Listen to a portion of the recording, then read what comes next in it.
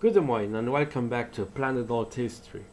Today we are going to discuss what if fascism never existed.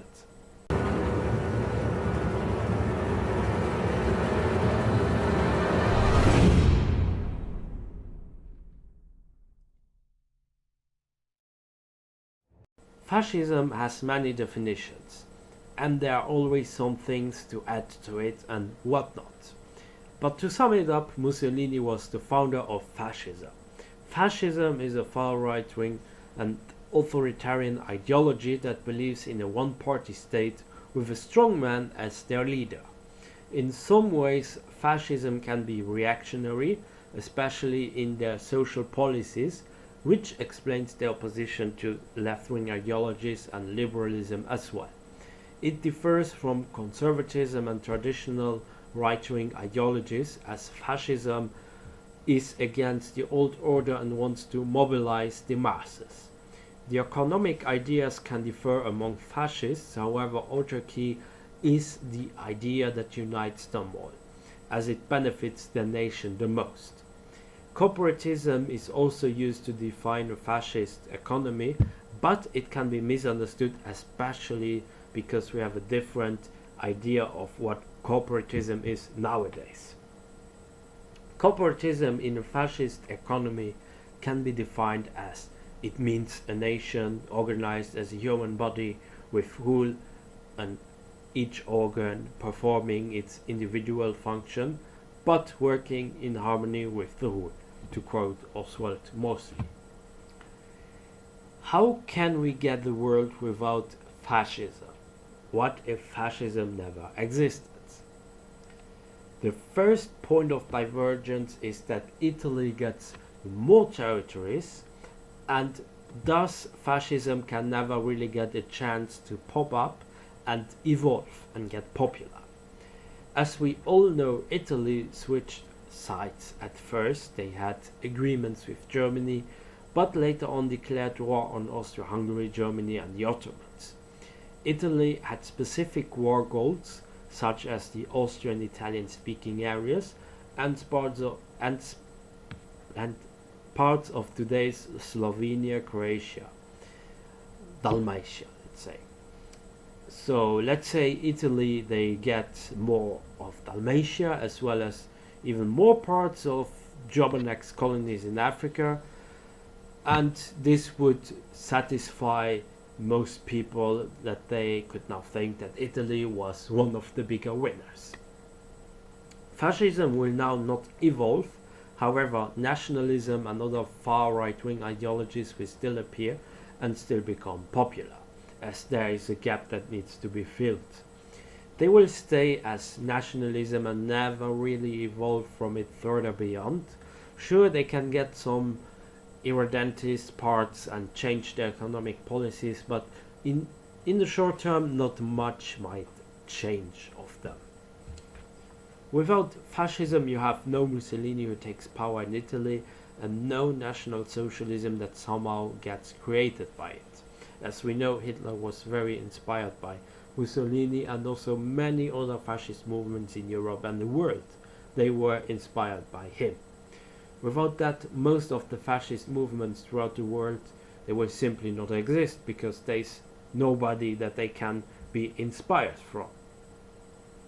Thus, they can become just part of bigger nationalist groups, or they will just form smaller groups that have more their own agenda in a very right-wing way, let's say.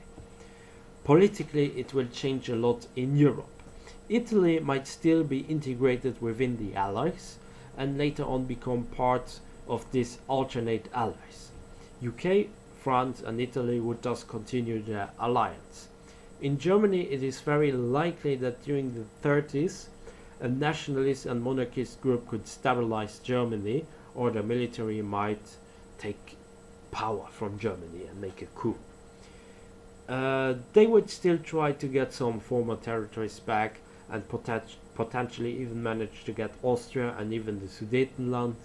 This alternate Germany would ally with Hungary, Yugoslavia, which is at odds with Italy because they have Dalmatia, and potentially even Finland and the Baltic states, which would seek protection from the Soviet Union. In Spain, Franco might still win and ally with the more conservative countries. These countries would be less at odds with France and UK, except Italy of course, and rather focus on the Soviet Union because there would be this red alert, and no country would really be afraid of Germany again because the Soviet Union would be a much bigger enemy, much bigger danger because of communism. And if a second world war is going to break out, it would probably be started by the Soviet Union. Most of Europe would come to aid, as the British and the French would need to somehow respond to the guarantees they gave to Poland, and also Germany would need to intervene as they had treaties with the Baltic states.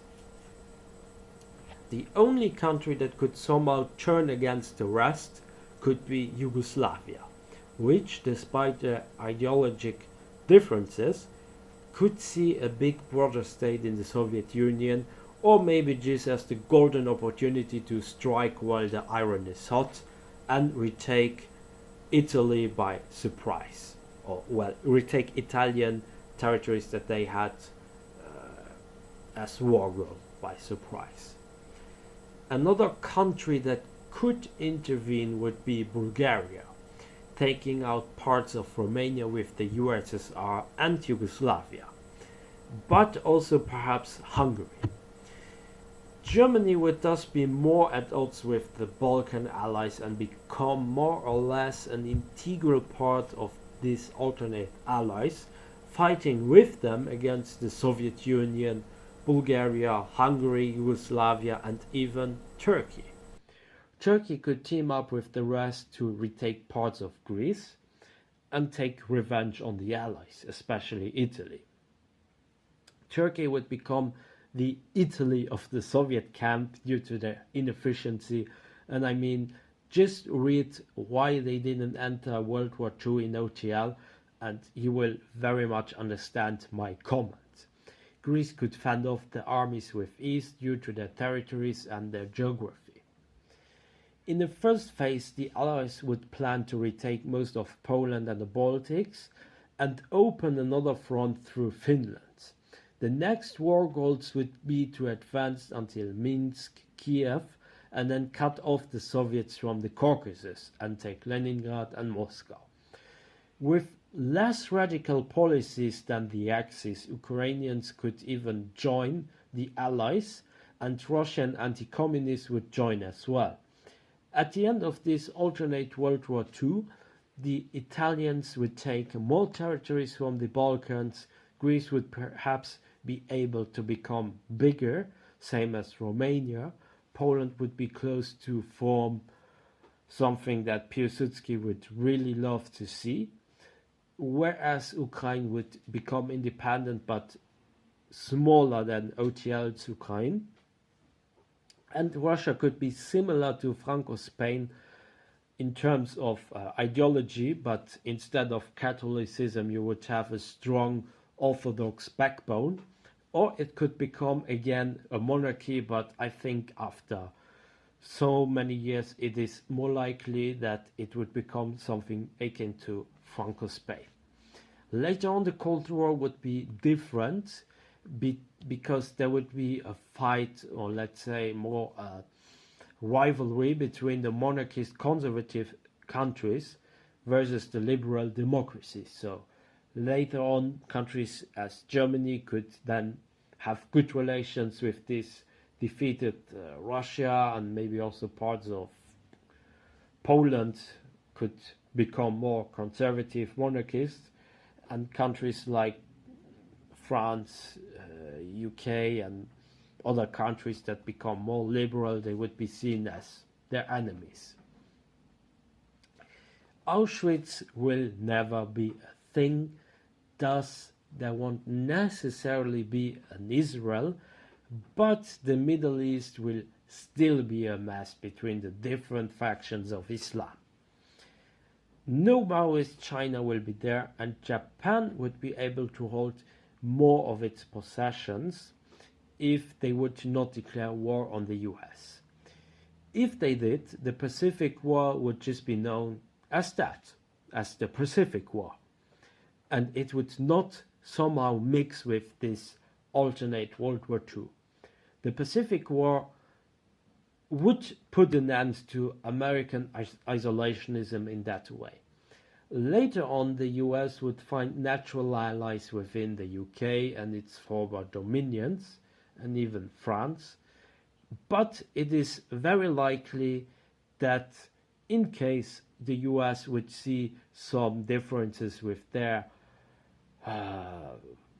ideas that they had for certain regions and with the ideas that the British have and the French have, that they could rather join the more conservative monarchist camp. But then again, historically it would not make much sense, and also ideologically.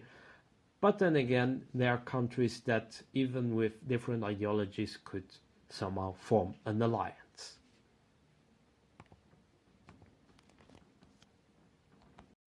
That's it for today. I hope you enjoyed my video.